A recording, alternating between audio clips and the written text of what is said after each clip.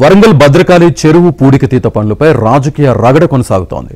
BRS కాంగ్రెస్ల మధ్య సవాల్ ప్రతి సవాళ్లతో ఓరుగల్లు రాజకీయాలు హాట్ గా మారాయి.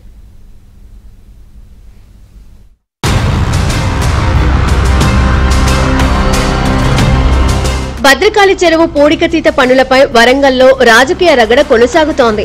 భద్రకాళి చెరువు పూడికతీత మట్టి తవ్వకాల పనుల్లో పారదర్శకత కరువైందని, టెండర్లలో గోల్మాల్ చేశారని మాజీ ఎమ్మెల్యే బీఆర్ఎస్ నేత వినయ్ భాస్కర్ ఆరోపించడంతో రాజకీయ రచ్చరేగింది. భద్రకాళి చెరువు నీటిని నవంబర్ నెలలో ఖాళీ చేస్తే మార్చి నెల వరకు టెండర్లు పిలవకపోవడం వెనుక మతలబు ఏంటని వినయ్ భాస్కర్ ప్రశ్నించారు. భద్రకాళి చెరువులో ఇరిగేషన్, కుడా అధికారుల బినామీలకే పనులు అప్పగించి కమిషన్లు దండుకుంటున్నారని ఆరోపించారు.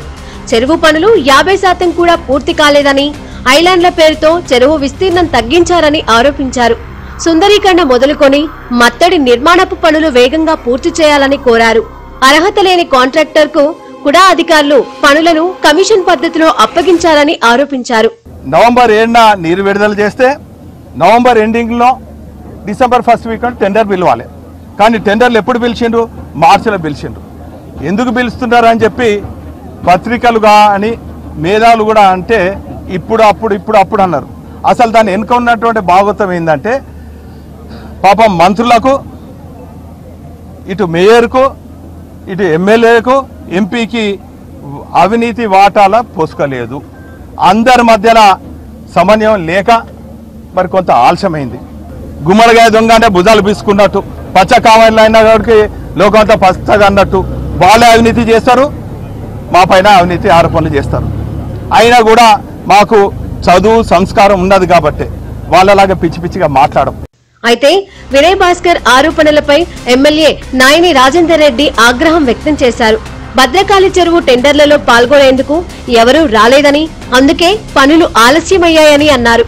ఇక టెండర్లు లెస్కి పాడితే కమిషన్లు ఎలా ఇస్తారని ఆయన మండిపడ్డారు. దమ్ముంటే కేటీఆర్ చర్చకు రావాలని, బీఆర్ఎస్ హయాంలో కుడాకు ₹1 నిధులు ఇచ్చామని నిరూపిస్తే తాను ఎమ్మెల్యే పదవికి రాజీనామా చేస్తానని సవాల్ విసిరారు. కేటీఆర్ మీద నేను సిఎల్పిలో ప్రెస్ మీట్ పెట్టిన, అది మొన్న పేపర్లలో టీవీలలో కూడా వచ్చింది. అది ఆ దొంగ ఏదో ఫోన్ చేసి నేను తిట్టినట్టున్నాడు, దానికంటే ఏదో పెట్టాలని చెప్పి ఆడ గురికి పెట్టినట్టున్నాడు. దీన్ని బట్టి చూస్తే ఏదో పెట్టాలి, ఫార్మాలిటీ పెట్టాలి, పెట్టింది అంతే. ఆ పెట్టినోని ఆధారాలతో నన్ను విలువ నేను వస్తాను ధైర్యం ఉంటే, అది చేత కాదు.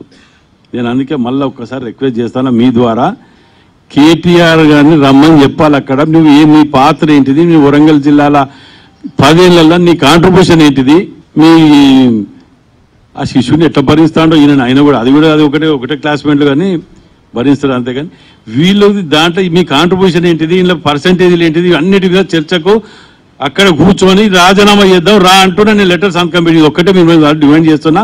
లేకపోతే ఇంకోసారి వీటి గురించి మాట్లాడితే డ్యామేజ్ సూట్ కూడా వేస్తాం. మొత్తంగా భద్రకాళి చెరువు పూడికతీత పనులు వరంగల్ రాజకీయాలను కాకా పుట్టిస్తున్నాయి. ఎటు టర్న్ తీసుకుంటాయో చూడాలి.